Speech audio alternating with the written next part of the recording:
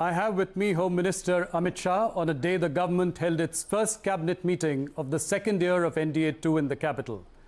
As the first year of Narendra Modi's second term comes to a close, India's Home Minister is live with us to answer questions on a range of issues.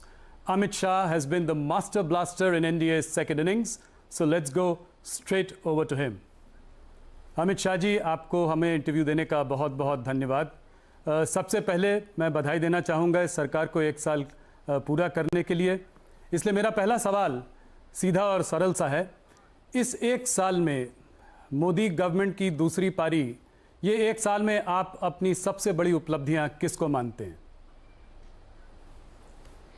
देखिए राहुल जी, 1 साल की उपलब्धियां बहुत सारी है, मगर मैं आपके माध्यम से देश की जनता को ये बताना चाहता हूं कि मोदी 1 और मोदी 2 को अलग करके नहीं देखा जा सकता, क्योंकि 2014 में जो ऐतिहासिक जनादेश मिला, जिस जनादेश के तहत बहुत लंबे अरसे के बाद एक पूर्ण बहुमत की सरकार बनी और आजादी के बाद पहली बार किसी नॉन कांग्रेसी दल को, भारतीय जनता पार्टी को पूर्ण बहुमत मिला और उसका नेतृत्व मोदी जी कर रहे थे। ये जनादेश मोदी जी के नेतृत्व के लिए था और 5 साल तक मोदी जी ने एक महान भारत की रचना का फाउंडेशन डालने का, एक ठोस नींव डालने का काम किया और इसकी कंटिन्यूटी में ही 19 का जनादेश मिला और 19 से 20 तक का 1 साल गया है। तो मैं पहले बहुत कम समय में 14 से 19 की उपलब्धियों को भी बताना चाहूंगा, क्योंकि जब तक ये मैं लोगों को ताजा नहीं कराऊंगा तब तक 19 से 20 की बात करनी बेईमानी होगी। सबसे पहले नरेंद्र मोदी सरकार एक की उपलब्धि है कि देश के 60 करोड़ लोग जो उपेक्षित महसूस करते थे, वो 60 करोड़ लोगों के जीवन के अंदर एक नई आशा का किरण लेकर नरेंद्र मोदी सरकार आई। उस मायने में, क्योंकि 60 करोड़ लोगों का पूरा जीवन अपना रोजी रोटी में ही चला जाता है, ना वो स्वप्न देख सकते थे, ना आगे की सोच सकते थे, ना अपनी पीढ़ी को आगे बढ़ाने के लिए सोच सकते थे। इनका जीवन स्तर भी नीचे से नीचे जाता रहा था। 60 साल तक किसी ने इनकी चिंता नहीं करी थी, विशेषकर कांग्रेसी सरकारों ने। नरेंद्र मोदी सरकार ने सबसे पहले इन 60 करोड़ लोगों का जीवन स्तर को उठाने के लिए काम किया। सबसे पहला काम, जनधन योजना के तहत 31 करोड़ बैंक अकाउंट खोलकर देश में एक भी परिवार ऐसा नहीं है आज जिसके पास बैंक अकाउंट नहीं है। बैंक अकाउंट खोलने का सबसे बड़ा फायदा गरीब व्यक्ति को यह हुआ, हालांकि विपक्ष इस पर तंज कसता है कि बैंक अकाउंट को क्या करें। उनको मालूम नहीं है कि जो सरकारी मदद बिचौलियों के माध्यम से जाती थी, राजीव गांधी स्वयं कहते थे कि 1 रुपया भेजते हैं, 85 पैसा खाया जाता है, 15 पैसा पहुंचता है। तो 31 करोड़ लोगों को, 60 करोड़ परिवारों को, 60 करोड़ लोगों को, 31 करोड़ व्यक्तियों को ये डीबीटी के माध्यम से फायदा सीधा मिलने लगा। आयुष्मान भारत योजना 50 करोड़ लोगों को, उनके स्वास्थ्य की कोई व्यवस्था ही नहीं थी देश में, वो सरकारी अस्पताल तक पहुंचते थे, नहीं पहुंचते थे, महीनों तक उनको लाइन में खड़ा रहना था। आज वो 50 करोड़ लोगों को 5 लाख तक का स्वास्थ्य का पूरा खर्चा, hospitalisation, operation, post operative hospitalisation और घर पर जाने के 250 रुपया अलग से, सारी दवाइयां, सारी रिपोर्ट्स, ये सारा 5 लाख तक का भारतीय जनता पार्टी की नरेंद्र मोदी सरकार देती है। और 1 करोड़ लोग, राहुल जी, 1 करोड़ लोग इसका फायदा उठा पाए हैं। मैं मानता हूं कि इनके जीवन के अंदर एक नई शुरुआत, 1 करोड़ लोगों के ऑपरेशंस और छोटी मोटी बीमारियां, बड़ी से बड़ी बीमारियां भी इसके तहत आज अच्छे होकर वो अपने जीवन को नई दृष्टि से देख रहे हैं। उज्ज्वला योजना के तहत 8 करोड़ गरीब परिवारों को गैस का सिलेंडर दिया गया, उनके घर को धुएं से मुक्त किया गया। 2.5 करोड़ लोगों के घर में जो अंधेरा था, बिजली कभी 60 साल के, 70 साल की आजादी तक देखी नहीं थी, वो 2.5 करोड़ लोगों के घर में बिजली के कनेक्शन भेजे गए। स्वच्छ भारत अभियान के तहत 10 करोड़ शौचालय बनाए गए। प्रधानमंत्री आवास योजना के तहत 2.5 करोड़ घर दिया और 5 करोड़ लोगों को घर देने का अलॉटमेंट कर दिया है, जिसकी प्रोसेस चल रही है। इसके साथ साथ देश की सुरक्षा, सीमाओं की सुरक्षा को भी मोदी वन में सुनिश्चित कर दिया गया। एयर स्ट्राइक और सर्जिकल स्ट्राइक ने सिद्ध कर दिया कि भारत की सीमाओं के साथ कोई छेड़खानी नहीं कर सकता। और इतनी फर्म रक्षा नीति आजादी के बाद पहली बार मोदी जी के नेतृत्व में पूरी दुनिया के सामने आई। पहले कहते थे कि अमेरिका और इजरायली, ये दो देश ही अपनी सीमाओं की सुरक्षा के लिए गंभीर है, मगर अब वो दो देशों की सूची में हमारा देश भी शुमार है। वन रैंक वन पेंशन, इसका लोगों तक, सभी सेनानियों तक, रिटायर्ड और अभी जो सेवारत है सभी तक पहुंचाकर उनके परिवारों की पहली बार चिंता करने का किसी प्रधानमंत्री ने साहस किया। जीएसटी के माध्यम से पूरे देश को एक कर के खाके के नीचे लाने का काम भारतीय जनता पार्टी की नरेंद्र मोदी सरकार किया। ढेर सारे आर्थिक सुधार, रिफॉर्म, ईज ऑफ डूइंग में विश्व में तालिका में अपना नंबर ऊपर ऊपर ऊपर जाता रहा। ढेर सारे आर्थिक सुधार किए गए। 1.5 गुना लागत से 1.5 गुना एमएसपी का स्वप्न किसान कभी देख नहीं पाता था, हमने उसको वास्तविकता में परिवर्तित किया।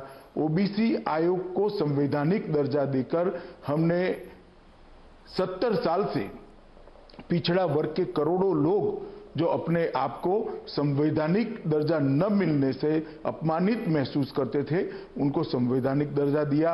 और गरीब सवर्णों को भी आजादी के बाद पहली बार नौकरी एवं शिक्षा दोनों जगह पे 10% आरक्षण देने का काम किया। और इस सब का असर ये आया कि पहली बार पूर्ण बहुमत की दूसरी भारतीय जनता पार्टी की सरकार बनी और ज्यादा सीटों के साथ बनी। और ये जनता का आशीर्वाद लेकर मोदी जी ने 2019 में 31 मई को दूसरी पारी शुरू की। आज इसका 1 साल समाप्त हो चुका है। दूसरी पारी शुरू होते ही जो गरीब कल्याण का, अंत्योदय का एक यज्ञ नरेंद्र मोदी जी ने शुरू किया था, इसके अंदर नए जल शक्ति मंत्रालय का निर्माण कर एक और चीज जोड़ी। घर दिया था, बिजली दी थी, शौचालय दिया था, गैस दिया था, उनको बैंक अकाउंट दिया था।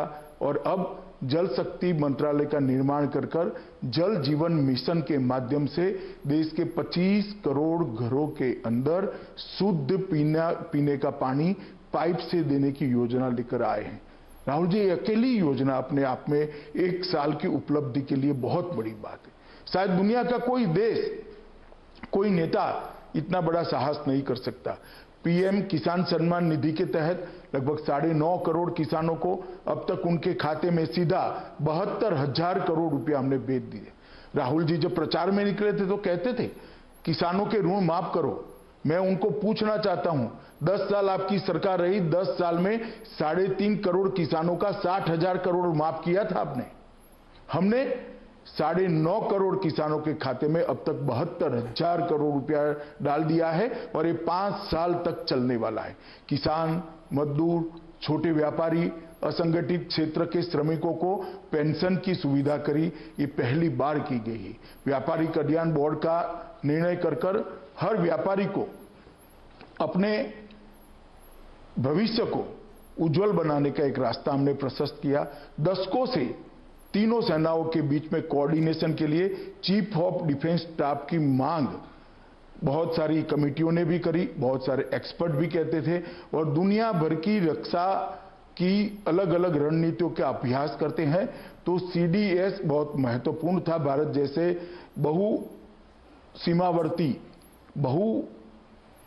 सीमावर्ती देश के लिए वहां पर सीडीएस पद का नरसिप सृजन किया और सीडीएस को हमने लागू भी कर दिया। आज सीडीएस अपना काम कर रहे हैं।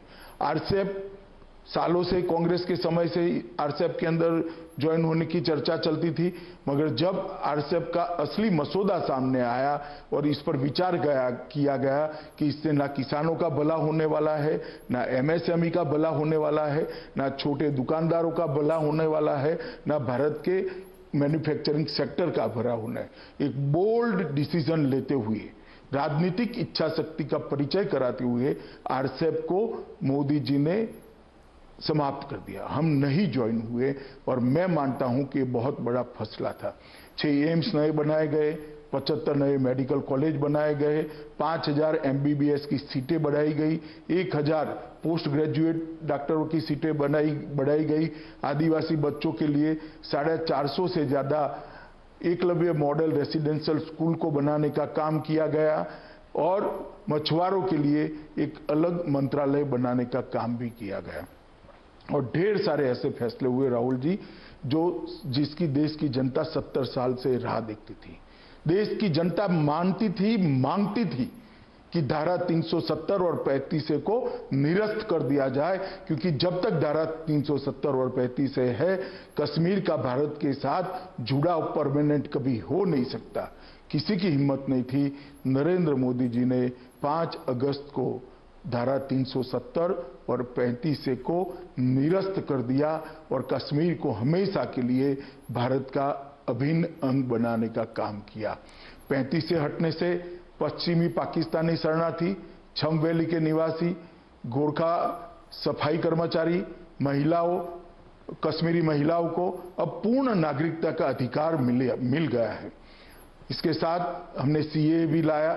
उत्पीड़ित हिंदुओं, सिखों, बौद्ध, जैन, क्रिश्चियन नागरिक जो हमारे सीमावर्ती राष्ट्रों से आते हैं, उत्पीड़न के मारे आते हैं, उनको नागरिकता 60 साल से देने का कोई प्रावधान नहीं था। आज हमने उनको सम्मान देने का निर्णय किया। श्री राम जन्मभूमि का ऐतिहासिक फैसला आने के बाद राम जन्मभूमि निर्माण के लिए ट्रस्ट की रचना की गई और उसका मार्ग प्रशस्त कर दिया गया।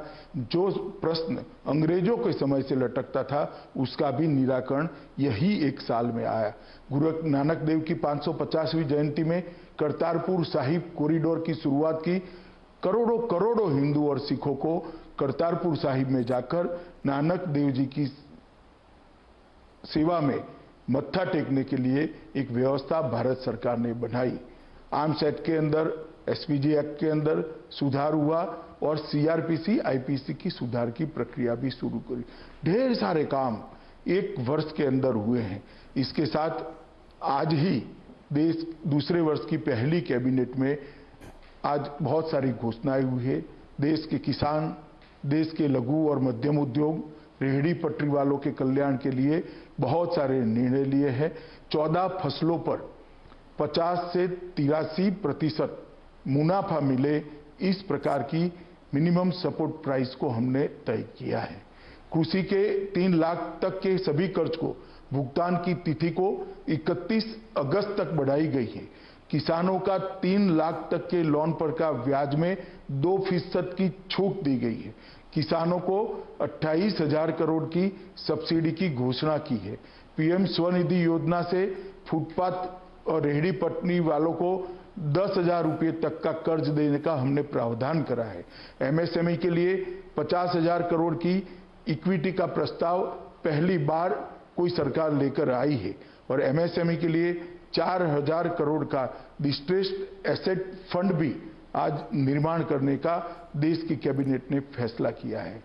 मैं बताना चाहता हूं राहुल जी, और सबसे बड़ी उपलब्धि 1 साल की, कोविड के सामने हम सफलतापूर्वक लड़ाई लड़े हैं और आज पूरी दुनिया कहती है कि नरेंद्र मोदी के नेतृत्व में भारत ने कोविड के खिलाफ एक सफल लड़ाई लड़ी है। सभी राज्य सरकारों को साथ में रखकर संघीय ढांचों को मजबूत करते हुए नरेंद्र भाई ने देश की जनता को कोविड के लिए लड़ने के लिए प्रेरित किया। अब तक महामारियों में, अब तक कुदरती आपदाओं में सिर्फ सरकारें लड़ाई लड़ती थी।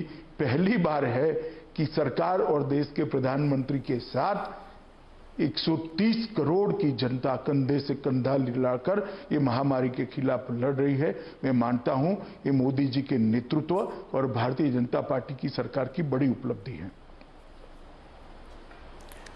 अमित शाह जी, आपने बहुत विस्तार से बखूबी आपने अपनी सरकार की उपलब्धियां गिनाई। करीब आपने मेरे पहले 2-3 सवालों का जवाब पहले ही उसमें दे दिया।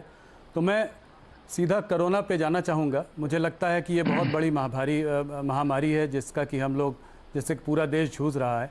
अनलॉक वन से क्या उम्मीद करी जा सके? अगर देखा जाए तो अभी भी जो है कोरोना काफ़ी तेज़ी से बढ़ रहा है। बड़े बड़े शहरों में, काफ़ी सारे प्रदेशों में ये तेज़ी से बढ़ रहा है। मृतकों की संख्या ऊपर हो रही है और हम अनलॉक 1 की बात कर रहे हैं, तो इस अनलॉक 1 से सरकार से जनता क्या अपेक्षा रखे? देखिए, ऐसे आइसोलेशन में मुझे लगता है मैं जवाब दूंगा तो जनता को समझने के लिए थोड़ी तकलीफ आएगी। मैं आपको कोरोना के खिलाफ मोदी जी के नेतृत्व में जो रणनीति बनी और भाजपा सरकार लड़ी, इसके लिए थोड़ा डिटेल बात करना चाहता हूं।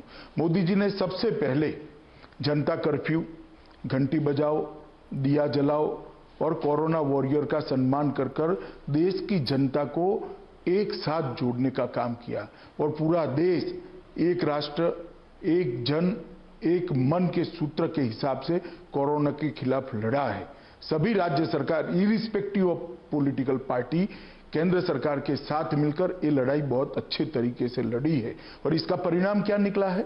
इसका परिणाम ये निकला है कि तुलनात्मक दृष्टि से विश्व के आंकड़ों को हम देखें तो हम काफी अच्छी स्थिति में हैं। मैं ये नहीं कहता हमारे यहाँ कोई तकलीफ नहीं हुई, मैं ये नहीं कहना चाहता हमारे यहाँ महामारी फैली नहीं है, हमारे यहाँ भी महामारी आई है, ये कुदरती आपदा है, परंतु विश्व के सापेक्ष में उसको देखना पड़ेगा, कंपेरेटिवली इसको देखना पड़ेगा। मैं आज आपको बताना चाहता हूं कि प्रति लाख आबादी भारत में 12.6 लोग कोरोना से प्रभावित है और विश्व की औसत, राहुल जी, 77.6 लोग हैं विश्व की औसत, इससे बहुत कम है। अमेरिका में प्रति लाख आबादी 542 लोग हैं, जर्मनी में प्रति लाख आबादी 217 लोग हैं और ब्राजील में प्रति लाख आबादी 195 लोग हैं। ये आंकड़े बताते हैं कहां 542 और कहां 1206, कहां 195, कहां 12.6, कहां 217, कहां 12.6। ये सारे विकसित देशों की तुलना में भी हम बहुत अच्छे से इसको कंटेन कर पाए हैं। ये वास्तविकता है और ये आंकड़े पूरे देश के पंडित स्वीकार करते हैं। देश में रिकवरी की दर 25 मार्च को 7.10% थी, अब रिकवरी की दर बढ़कर 42.7% हो गई। मैं कल के आंकड़े दे रहा हूं। फैटेलिटी रेट, मृत्यु का दर भारत का 2.8% है, विश्व का एवरेज 6.15% है और प्रति लाख जनसंख्या मृत्यु अमेरिका में 31.6 है, ब्राजील में 12.1 है, जर्मनी में 10.2 है, वैश्विक औसत 4.7 है और भारत 0.4 पर खड़ा है। ये बताता है कि हमने कोरोना के खिलाफ बहुत अच्छे से लड़ाई लड़ी है और ये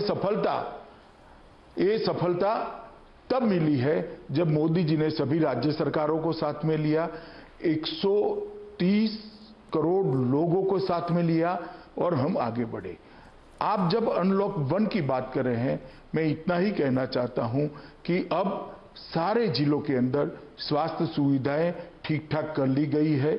वहां होमगार्ड से लेके पुलिस से लेकर पंचायत के कर्मचारियों की ट्रेनिंग हो चुकी है और वहां स्वास्थ्य कर्मियों की भी ट्रेनिंग हो चुकी है, सारे प्रोटोकॉल्स तय हो चुके हैं, तब जाकर अनलॉक 1 में हम आगे बढ़ रहे हैं। ये जब तक इसका टीका या दवाई नहीं मिल सकती, ढूंढी नहीं जाती, तब तक ये महामारी के साथ जीने का पूरी दुनिया ने आदत डालनी पड़ेगी, भारत ने भी डालनी पड़ेगी। परंतु लॉकडाउन पीरियड का उपयोग करते हुए नरेंद्र मोदी जी के नेतृत्व में हमने सारी व्यवस्थाओं को चुस्त दुरुस्त करने के बाद अनलॉक 1 की दिशा में गए हैं। मुझे भरोसा है अनलॉक 1 के साथ मोदी जी ने जो आत्मनिर्भर भारत का नारा दिया है, इसके साथ भारत पोस्ट कोविड दुनिया के अंदर अपना स्थान और दैदीप्यमान जगह पर ले जाएगा, ऐसा मुझे पूरा भरोसा है। अमित शाह जी, एक चित्र जो इस पूरी महामारी में भारत से उभर कर आया है वो है माइग्रेंट लेबर का, प्रवासी मजदूर का। जगह जगह पर देखा गया है कि प्रवासी मजदूर जो है वो अपने घर से निकल पड़े हैं, बड़े शहरों को छोड़कर अपने गाँव की ओर जा रहे हैं, पैदल चल रहे हैं और उनको बड़ी संकटों की जो है समस्या से निपटना पड़ा है। क्या आपको लगता है कि सरकार ने जब ये लॉकडाउन अनाउंस किया था तो कुछ जल्दीबाजी कर दी? कुछ दिन अगर रुक जाते, थोड़ा माइग्रेंट लेबर की भी बात सोचते, उनको पहले गांव भेज देते और उसके बाद लॉकडाउन लगाते, तो क्या वो ज़्यादा ठीक रहता? देखिए, ऐसा कहना उचित नहीं है। अगर पहले उनको भेजने की व्यवस्था करते तो स्टैंपेड होने की पूरी संभावनाएं थी। गांवों में अभी स्वास्थ्य सेवाएं तैयार भी नहीं हुई थी, राज्य भी उनको लेने के लिए तैयार नहीं हुए थे। उस वक्त हमारी क्वारंटाइन करने की व्यवस्था भी ठीक नहीं थी और टेस्टिंग व्यवस्था भी अभी बन रही थी हमारे देश की, और ये सारा 2 महीने के अंदर हमने तैयार किया। और मैं जहां तक प्रवासी मजदूरों का सवाल है आपको कहना चाहता हूं, जिस दिन से लॉकडाउन आया राज्य सरकारों ने कैंप लगाए हैं, उनकी भोजन की व्यवस्था करी है और केंद्र सरकार ने 11,000 करोड़ रुपया एसडीआरएफ फंड के तहत, एनडीआरएफ फंड के तहत राज्यों को दिया है, जिसके माध्यम से कलेक्टर एक कैंप लगाकर सभी प्रवासी मजदूरों को भोजन करा सकें। और 1 मई से हमने ट्रेनें भी शुरू कर दी। उसके पहले 20 अप्रैल से बस सेवा शुरू करी और बस सेवा के माध्यम से लगभग 41 लाख श्रमिक आसपास के राज्यों में भेजे। जैसे गुजरात से राजस्थान जाना है, महाराष्ट्र से गुजरात जाना है, आंध्र से तेलंगाना जाना है, तेलंगाना से केरल जाना है, कर्नाटक से केरल जाना है। इस प्रकार के नजदीक के राज्यों के अंदर जो श्रमिक प्रवासी मजदूर जाना चाहते थे, उनको बसों के माध्यम से लगभग 41 लाख लोगों को पहुंचाया गया और सारे के सारे श्रमिक 41 लाख श्रमिक सरकारी खर्चे से पहुंचे हैं। 1 मई से श्रमिक ट्रेन चालू कर दी गई। लगभग 4,100 से ज्यादा श्रमिक ट्रेन अब तक चल चुकी है और 55 लाख 55 लाख श्रमिक मजदूर अपने गंतव्य स्थान पर पहुंचे हैं। मैं स्वीकार करता हूं कई लोगों को तकलीफ पड़ी है, उनके लिए हमारी भी संवेदना है, देश के प्रधानमंत्री की भी संवेदना है, सभी राज्य के मुख्यमंत्री भी द्रवित, परंतु ऐसा नहीं है कि व्यवस्था नहीं हुई है। कुछ लोग धैर्य खो बैठे और रोड पर चलना शुरू कर दिए। तब भी हम मूक दर्शक नहीं बने, हमने रोड पर बसें चलाई और बसों के माध्यम से लाइन पर के किसी रेलवे स्टेशन पर उनको पहुंचाया गया और रेलवे से उनके गांव तक पहुंचाने की व्यवस्था करी गई। फिर भी कई लोग रोड पर गए हैं। मैं इतना ही कहना चाहता हूं कि जो लोग सरकारी व्यवस्था से ट्रेनों के माध्यम से गए, इनके किराए का भी मुद्दा उठाया जाता है। मैं आज स्पष्ट करना चाहता हूं आपके कार्यक्रम के माध्यम से, सबका किराया राज्य सरकारों ने उठाया है 15%, खर्चे का 85% रेलवे ने उठाया है, भारत सरकार ने उठाया है। सबको रेलवे ने लगभग 1.25 करोड़ लोगों को मुफ्त भोजन दिया है, 2.5 करोड़ पानी की बोतल वितरित की गई है। उनके गृह राज्य के अंदर पहुंचने के बाद उनको बसों में बिठाकर क्वारंटाइन सेंटर पर पहुंचाया गया और मुझे लगता है कि क्वारंटाइन करने के बाद उनको भी लगा कि नहीं, ये व्यवस्था ठीक है। सबको वहां राज्य सरकार के खर्चे से भोजन कराया गया और उनको घर पर पहुंचाने की व्यवस्था की। साथ में टिकट प्लस 500 रुपया, कोई राज्यों ने 2,000 रुपया, कोई राज्यों ने 1,000 रुपया, कुछ राज्यों ने, यूपी जैसे राज्य ने साथ में किट भी देने का काम किया और ये सारी योजना सुचारू रूप से चले, इसके लिए हमने बहुत प्रयास किए हैं और इसी का नतीजा है कि 1 करोड़ 10 लाख से ज्यादा प्रवासी मजदूर आज अपने अपने घर पर पहुंचे हैं और ढेर सारे लोगों ने अपना क्वारंटाइन पीरियड भी समाप्त कर घर पे परिवार के साथ रहना भी शुरू कर दिया है। हाँ, परंतु राहुल जी, ये बात आपकी सही है, कुछ ऐसे दृश्य हुए जो नहीं होते तो ज्यादा अच्छा था। कई राज्यों ने रिक्शाएं करी माइक वाली और उनकी बस्तियों में घुमाया कि कोई जल्दबाजी न करे, परंतु फिर भी कुछ लोग रोड पर निकल गए हैं और ऐसे दृश्य बने हैं। 5-6 दिन तक ये चला। उसके बाद हमने जो व्यवस्था करी वो लोग समझने लगे और स्ट्रक्चर्ड व्यवस्था से ही जाने लगे। आज ऐसी स्थिति है कि जाने वालों की भीड़ बहुत कम है।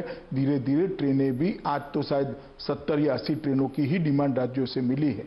आज भी केंद्र सरकार ट्रेन देने के लिए तैयार है, मगर अब ट्रेनों की डिमांड कम हुई है। तो प्रवासी मजदूरों के लिए ढेर सारी चीजें हमने करी है, मगर कुछ लोग जिनको नुक्स ही निकालना है उनको तो क्या कह सकते हैं। मैं इतना ही कहना चाहता हूं। राहुल गांधी जी ने कुछ हो सकता अमित शाह जी, राहुल गांधी जी ने कुछ जी बताइए। बड़े इकोनॉमिस्ट से सलाह की है, बातचीत की है, रघुराम राजन जी से बातचीत की है, उन्होंने अभिजीत बैनर्जी से बात करके ये कहा कि ये पैसा जो है माइग्रेंट लेबर को सीधा देना चाहिए था। तो कोई स्पेशल पैकेज सरकार सोच रही है प्रवासी मजदूरों के लिए आने वाले समय? मैं आपको बताता हूं, हमने देखिए राहुल जी एक उनकी योजना लेकर घूम रहे, 7,500 रुपया हर एक के बैंक अकाउंट में डाल दो। चुनाव में भी उन्होंने न्याय नाम से योजना घुमाई थी, मगर देश की जनता ने उसको रिजेक्ट कर दिया। वो जानते नहीं है कि योजना रिजेक्ट हो चुकी है और 1 साल हो गया, फिर भी कैसेट वहीं बज रही है। मैं आपको बताना चाहता हूं, कुल 41 करोड़ लोगों को 53,000 करोड़ रुपया भारतीय जनता पार्टी की नरेंद्र मोदी सरकार ने सीधा डीबीटी के माध्यम से इनके बैंक अकाउंट में पहुंचा है। जनधन योजना में जिनके अकाउंट है, ऐसे 20 करोड़ अकाउंट को 20,000 करोड़ रुपया पहुंचा है और 500 रुपया पहुंचने वाला है, तो और 10,000 करोड़ पहुंचेगा। वरिष्ठ नागरिक, विधवा बहनें और दिव्यांगजनों के लिए 3 करोड़ नागरिकों के लिए 2814 करोड़ गए हैं। 8.2 करोड़ किसानों को 16,394 करोड़ रुपया भेजा है। भवन निर्माण क्षेत्र में काम करने वाले श्रमिकों, कंस्ट्रक्शन में काम करने वाले श्रमिकों को 4,000 करोड़ रुपया सीधा उनके बैंक अकाउंट में गया है। और उज्ज्वला योजना के तहत 7.5 करोड़ मुफ्त सिलेंडर लाभार्थियों को पहुंचाया है। आप सिलेंडर की कॉस्ट गिन लीजिए तो 1,600 रुपया हर एक के वहां गया है और एक सिलेंडर अभी जाने वाला है। और 36 प्रदेशों में 98 लाख मैट्रिक टन गेहूं और चावल हमने बांटने का काम किया है फ्री ऑफ कॉस्ट। और अरहर दाल लगभग 4.5 लाख मैट्रिक टन अरहर दाल सभी राज्यों में भेजी है और लगभग 2 लाख मैट्रिक टन से ज्यादा वितरण भी हो चुका है। ये नकद सहाय नहीं है तो क्या है? ये नकद सहाय ही है। मगर राहुल जी, कुछ लोग वक्र दृष्टा होते हैं, जिनकी दृष्टि ही वक्र है तो चीज कभी सीधी नहीं दिखाई पड़ेगी उनको। और वक्र दृष्टा लोगों को देश की जनता बहुत अच्छे तरीके से जानती है, ना गंभीरता से उनको लेती है, ना उनके कहे में आती है। पर अमित शाह जी, एक बात आपको माननी पड़ेगी, इस महामारी के कारण मैं जरा प्रवासी मजदूर से आगे बढ़ता हूँ। इसके कारण जो अर्थव्यवस्था में जो एक झटका लगा है, जो एक सेटबैक आया है, उससे लाखों लोगों की नौकरियां गई हैं, लोगों की सैलरी कट हुए हैं। तो ये अगर आप लोग जब सरकार में आए थे 6 साल पहले, तो हम लोग का जीडीपी 8% प्रतिशत से ग्रो कर रहा था।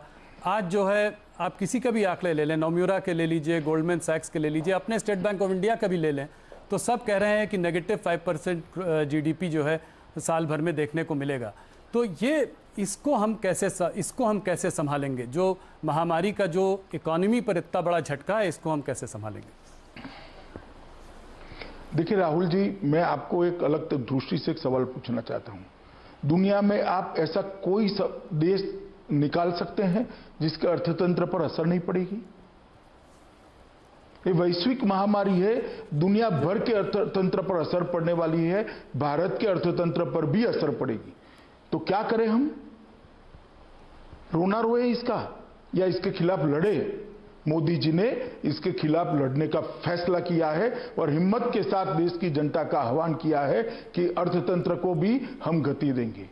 ढेर सारे रिफॉर्म्स किए गए हैं, 20 लाख करोड़ रुपए का पैकेज दिया गया है और मुझे भरोसा है देश की युवा शक्ति, श्रम शक्ति, संकल्प शक्ति और मोदी जी के नेतृत्व की ताकत पर कि ये देश आत्मविश्वास से भरपूर जगमग होकर आत्मनिर्भर बनकर ये चतुसूत्री आत्मनिर्भरता को हम वास्तविकता में बदल कर रहेंगे। और आप देखिएगा कि पोस्ट कोविड दुनिया के अंदर भारत का स्थान प्री कोविड दुनिया में जो था इससे और अच्छा बनेगा, इसका मुझे तो कम से कम भरोसा है।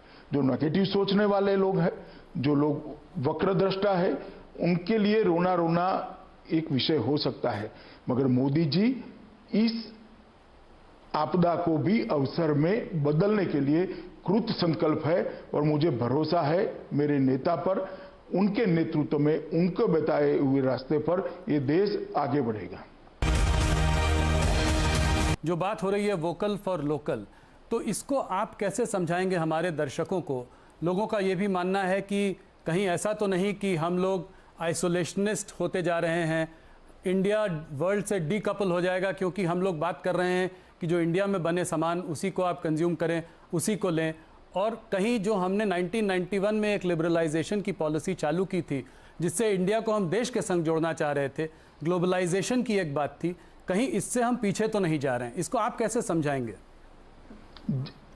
देखिए, जरा भी पीछे नहीं जाएंगे।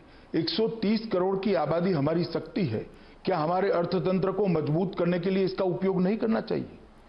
मैं तो अपील करना चाहता हूं हर भारतीय को कि एक निश्चय कर लीजिए कि हर भारतीय भारत में बनी हुई चीजों का ही उपयोग करेगा। कहीं पर भी इससे भारत में निवेश कम होने की संभावना नहीं है, निवेश बढ़ेगा और ये हमारा अधिकार है भाई। 130 करोड़ की जनता अगर तय करती है कि आज से हम विदेशी चीजों का उपयोग नहीं करेंगे, तो मैं मानता हूं कि भारत की इकोनॉमी को एक बहुत बड़ा जंप मिलने वाला है और भारत के अंदर उत्पादन का सबसे बड़ा हब दुनिया में भारत बनेगा। और मुझे भरोसा है कि इससे हमारी इकोनॉमी कभी भी वीक नहीं हो सकती, ना हम आइसोलेशन में आ सकते हैं, क्योंकि पूरी दुनिया को भारत के 130 करोड़ के मार्केट की जरूरत है। हम अपने 130 करोड़ जनता के मार्केट की जो क्षमता है, इसकी ताकत है, इसको एक बार पहचान लेते हैं और भारत को अगर मैन्युफैक्चरिंग का हब बनाते हैं तो मुझे भरोसा है कि हमारे अर्थतंत्र को एक नई गति मिलेगी। देखिए, निराशा से जीने वाले लोगों के लिए कभी रास्ते नहीं मिलते हैं। आशा से, मेहनत से और रणनीति बनाकर जो लोग अपना रास्ता प्रशस्त करते हैं, ईश्वर भी उनके साथ रहता है, दुनिया भी उनके साथ रहती है। अमित जी, हमारे वहाँ अगर देखा जाए हमारे देश में तो तमाम चीज़ें हैं जो made in China, made in Taiwan, made in Sri Lanka से आती है। कपड़े हों, खिलौने हों, तमाम चीज़ें, इलेक्ट्रॉनिक गुड्स हैं, उनके पार्ट्स भी चाइना से आते हैं। तो कहीं ये हमारा निशाना चाइना पर तो नहीं है? देखिए, हम कह रहे हैं कि भारत में बनी हुई चीजों का उपयोग करें और मुझे लगता है हमारा अधिकार है। कम से कम राहुल इतना कह दे कि मैं करूंगा तो एक व्यक्ति तो जुड़ जाएगा आंदोलन से। ढेर सारे लोग जुड़े हैं, आप जुड़ जाइए आज से, ऐसा मैं आपको अपील करना चाहता हूं। ये जो हमारा पैकेज है, ये पैकेज के अंदर 1,70,000 करोड़ का त्वरित लाभ भी दिया है। उनको एक कोविड महामारी के कारण जो नुकसान हुआ है, हमारे छोटे उद्यमी हैं, ट्रेडर्स हैं, किसान हैं, श्रमिक मजदूर है, इनको बैठा करने के लिए भी व्यवस्था है। इनके वर्किंग कैपिटल की व्यवस्था की है, जिसकी गारंटी भारत सरकार ने ली है। आज पहली बार एमएसएमई के वर्किंग कैपिटल की गारंटी भारत सरकार ने ली है और डिस्कॉम के लिए 90,000 करोड़ रुपए का एक पैकेज दिया है, एमएसएमई के लिए 3 लाख करोड़ का पैकेज दिया है। और तीसरा जो रिफॉर्म्स करे हैं, ये रिफॉर्म से हम लॉन्ग टर्म हमारे भारत को मैन्युफैक्चरिंग हब बनाने की एक नींव डालने का काम करेंगे। मैं मानता हूं कि मोदी जी की इस रणनीति को, जिन्होंने 6 दशकों तक अपने परिवार के लिए ही सोचा है और सत्ता का सुख ही सिर्फ भोगा है, वो परिवार ये रणनीति को नहीं समझ सकता, क्योंकि इनके पास बहुत मौके देश की जनता ने दिए। देश वहां का वहां रहेगा, परिवार मजबूत होता गया। अब समय आया है, नेतृत्व ऐसा आया है जो देश को मजबूत करना चाहता है और देश की जनता इसके साथ है। अमित शाह जी, मैं जरा चाइना की ओर मुड़ता हूँ। चाइना से जो हम लोगों को जो मैसेज आ रहा है वो थोड़ा गंभीर दिखाई देता है। चाइना ने अभी जो हाल में हांगकांग के संग और ताइवान के संग भी करने की कोशिश की है, उससे उनका इंटेंट साफ नज़र आता है। भारत में आप इस प्रॉब्लम को कितनी गंभीरता से देखते हैं? क्या चाइना सच में एक घुसपैठी की तरह अंदर घुस आया है? और लाइन ऑफ एलएसी की जो बात है उसमें आपको कितनी गंभीरता से इस इशू को आप ले रहे हैं? देखिए, एलएसी की सवाल को कोई राष्ट्र, कोई सार्वभौम राष्ट्र हल्के से नहीं ले सकता। अभी सेना के स्तर पर और डिप्लोमेटिक स्तर पर बातचीत चालू है, मगर मैं एक बात आपको कह देता हूं, नरेंद्र मोदी सरकार हमारी सीमाओं और हमारे सार्वभौमत्व के साथ एक किंचित मात्र भी समझौता नहीं करेगी। हम इसके रक्षा के लिए अडिग खड़े रहेंगे।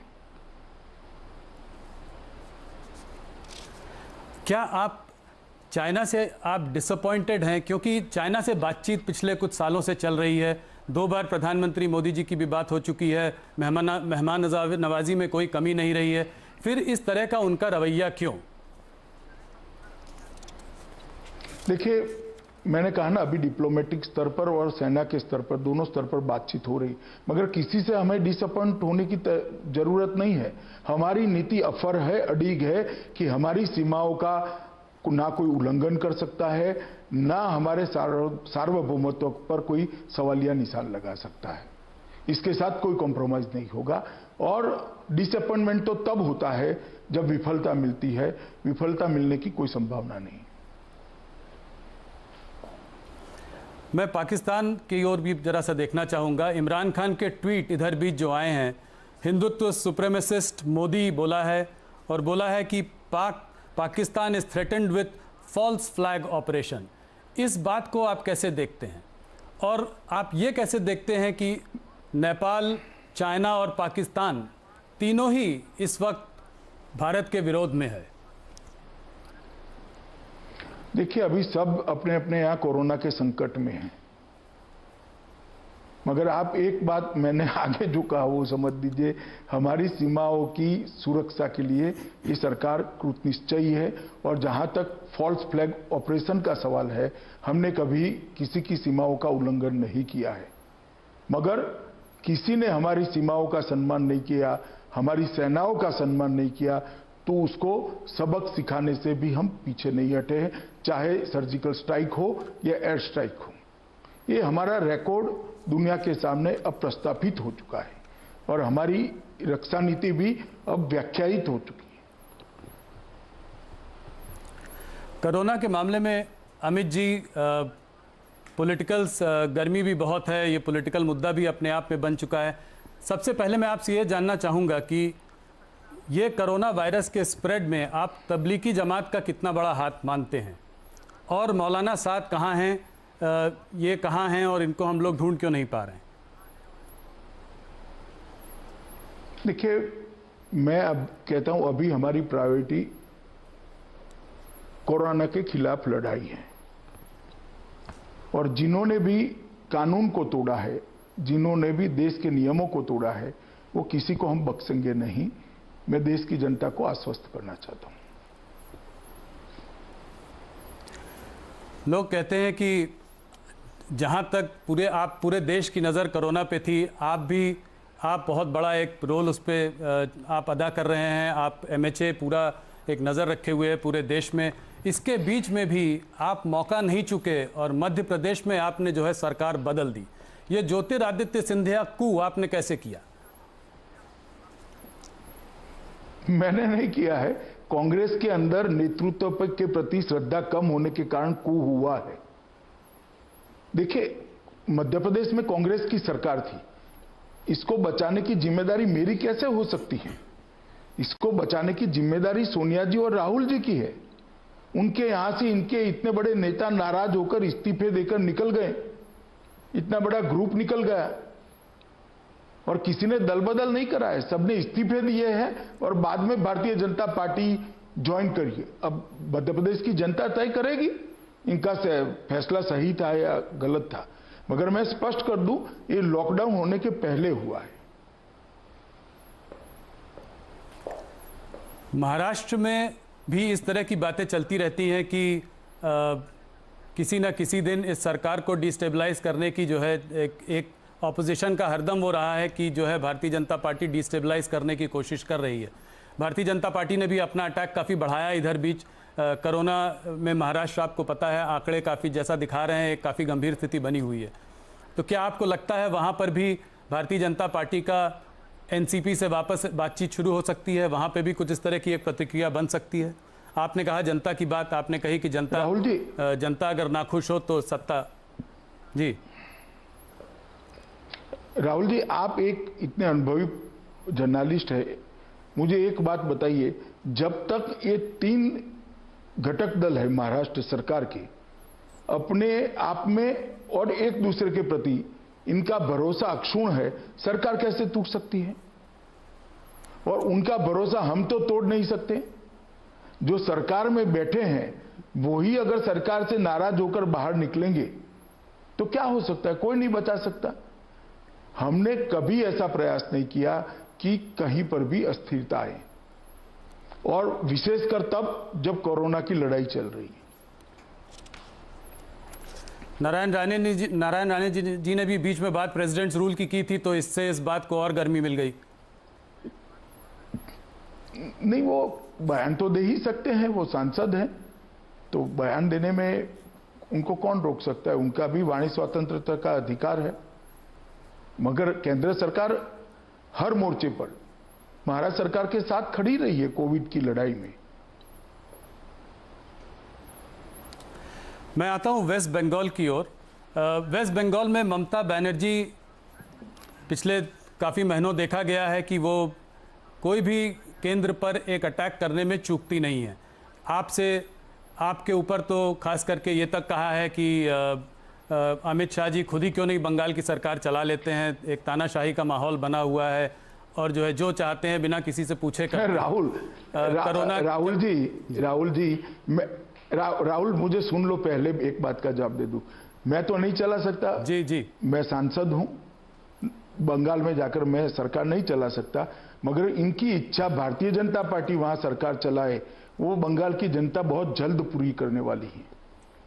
चुनाव होने दीजिए, भारतीय जनता पार्टी वहां पूर्ण बहुमत के साथ सरकार बनाएगी। जिस प्रकार की अव्यवस्था वहां फैली है, बंगाल की जनता परिवर्तन चाहती है, तो उन्होंने ठीक ही कहा है कि भारतीय जनता पार्टी सरकार चला ले। उनकी मंशा बंगाल की जनता जल्दी पूरी कर देगी।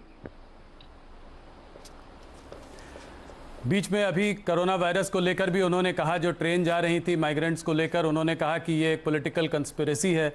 उन्होंने कहा कि ये जो है क्या कहते हैं, कोरोना एक्सप्रेस बोला उसको। तो इस सब को आप कैसे देखते हैं? ये वेस्ट बंगाल से सेंटर की जो लड़ाई है ये बढ़ती ही जा रही है, ये दरार जो है और गहरी होती जा रही है। हमारी कोई लड़ाई नहीं है, मैं स्पष्ट कर दूं। यूपी के अंदर 1200 से ज्यादा ट्रेनें गई, बिहार के अंदर लगभग 1000 ट्रेनें गई हैं, ट्रेन भी नहीं गई है। और कोई बंगाली अपने राज्य के अंदर वापिस जाना चाहता है और उसको कोरोना एक्सप्रेस का नाम देना, क्या वो बंगाली का अधिकार नहीं है अपने घर वापिस जाने का? मैं आपकी चैनल के माध्यम से ममता दीदी को पूछना चाहता हूं, क्या गुनाह है वो बंगाली नागरिक का जो कहीं तमिलनाडु में बैठा है, गुजरात में बैठा है, महाराष्ट्र में बैठा है, वो अपने परिवार के साथ इस संकट के समय रहना चाहता है, तो उनको वापिस न भेजे केंद्र सरकार? और सब राज्यों ने अपने अपने प्रवासी मजदूरों को लिया है, सिर्फ बंगाल में नहीं गए, सबसे कम बंगाल ने लिया है। आज भी ट्रेनें नहीं ले रही हैं। और मैं मानता हूं कि बंगाल की जनता ये वाक्य को चुनाव में ढंग से याद रखेगी कि जो बंगाली आ रहे हैं उनको आपने कोरोना एक्सप्रेस का नाम दिया है।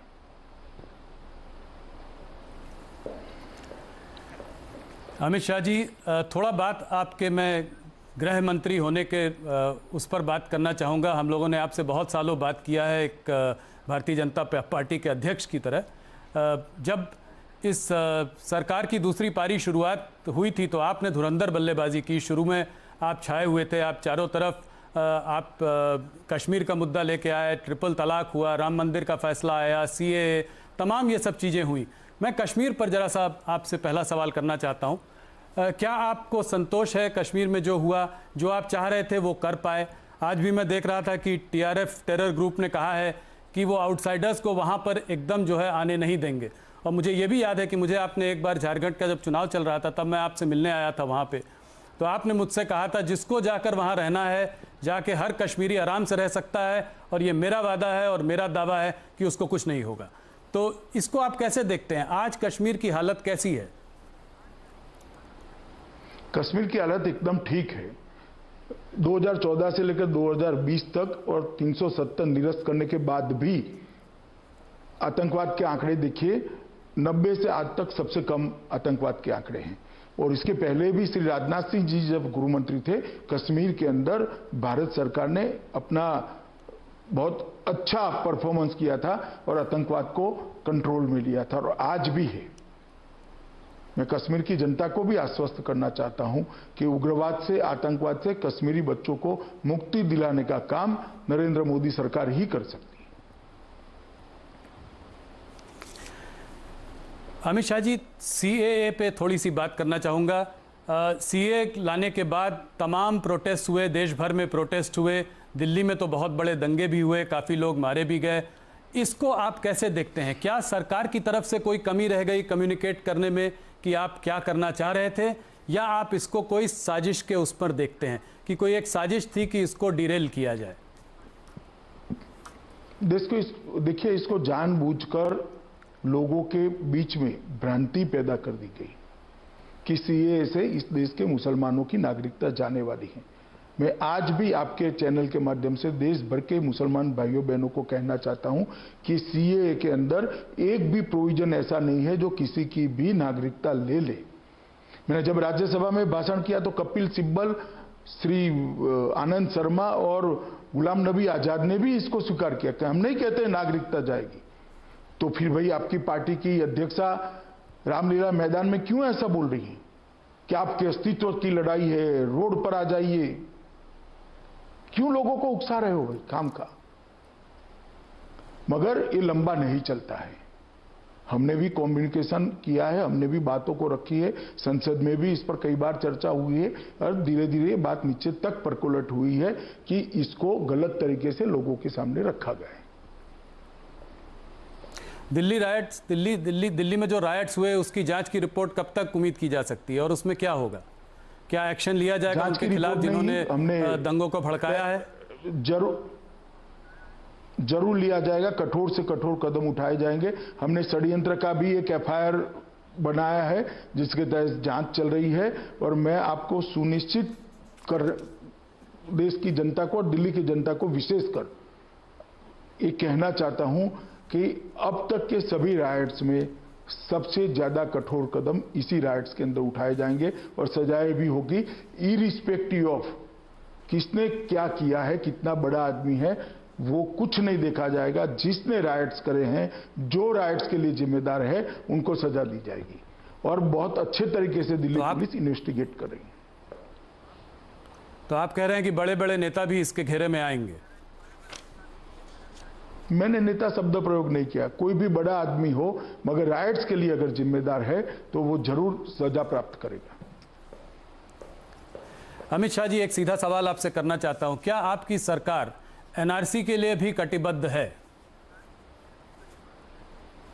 देखिए, मैंने सीए के वक्त प्रेस कॉन्फ्रेंस कर कहा था कि अभी सीए लेकर आए हैं, एनआरसी जब लाएंगे तब इस पर चर्चा करेंगे, और अभी सीए के लिए जो भ्रांति फैलाई गई है उसको हम ढंग से इस देश की माइनॉरिटी को बताना चाहते हैं। क्या आपको लगता है कि आपने पहले 6 महीने में इस सरकार के एक के बाद एक इतने सारे कदम उठाए कि शायद ये सब साथ में देखा जाए तो हो सकता है कि माइनॉरिटी कम्युनिटी को थोड़ा सा लगा हो कि इसमें कुछ खतरा लगा हो और कम्युनिकेशन उतना अच्छा ना हो पाया हो? क्या आप इस बात से सहमत हैं? देखिए, ये सारे फैसले 70 साल पहले लेने जैसे थे। बहुत देर हो चुकी थी, और मैं मानता हूं उचित समय पर ये निर्णय लिया गया है। अमित शाह जी, हमारे दर्शक ये भी जानना चाहेंगे कि आपकी पाकिस्तान ऑक्यूपाइड कश्मीर पर क्या प्रतिक्रिया रहेगी? अब वहाँ के शहरों का, मौसम का जानकारी भी हमने देनी शुरू कर दी है दूरदर्शन में, तो अगला स्टेप क्या होगा? देखिए, मेरे समेत, राहुल के समेत, मतलब आपके समेत सभी लोग मानते हैं कि पाक ऑक्यूपाइड कश्मीर भारत का है, और मैंने पार्लियामेंट में भी कहा है कि पाक ऑक्यूपाइड कश्मीर भारत का हिस्सा है, और इसमें हम कोई कॉम्प्रोमाइज नहीं करेंगे। और जहां तक रणनीति का सवाल है राहुल जी, इस प्रकार के मसलों की रणनीति प्रेस इंटरव्यू में नहीं बताई जाती। नहीं, रणनीति मत बताइए, जानना ये चाह रहे थे कि आपका कमिटमेंट। मैंने कहा ना, भारत का हिस्सा है कश्मीर क्यों? जी, हमारा कमिटमेंट ही है कि ये भारत का हिस्सा है। मैंने आपको बहुत बार इंटरव्यू किया है पहले, आज काफ़ी दिनों बाद इंटरव्यू कर रहा हूँ। 1 साल आपने गृह मंत्री की तरह बिताया है। एक मेरा ऑब्जर्वेशन है, मुझे लगता है कि अमित शाह अब थोड़ा मेलो डाउन हो गए हैं। जब आप अध्यक्ष थे तो आप ज़्यादा अग्रेसिवली जो है हर मुद्दे पर बात करते थे। आज की बातचीत से लग रहा है कि थोड़ा समझ बूझ कर और संभाल के जवाब दे रहे हैं आप। ऐसी बात है कि अभी करोड़ों लोग कोरोना महामारी से दुखी है, पीड़ित है, सबको तकलीफ पड़ी है। जो ग्रसित है उसको भी पड़ी है, जो कोरोना से ग्रसित नहीं है उसको भी पड़ी है। और मैं इनकी संवेदनाओं के साथ हूं। और मैं आज आपको जो जवाब दे रहा हूं वो करोड़ों भारतवासियों की तकलीफों को मेरे जहन में रखते हुए, मेरे मन में, दिल में रखते हुए आपके साथ बात कर रहा हूं राहुल जी। और मुझे लगता है कि अगर इतनी संवेदना मुझ में नहीं है तो व्यक्ति नाते, मानव नाते मेरी भूमिका ठीक नहीं है।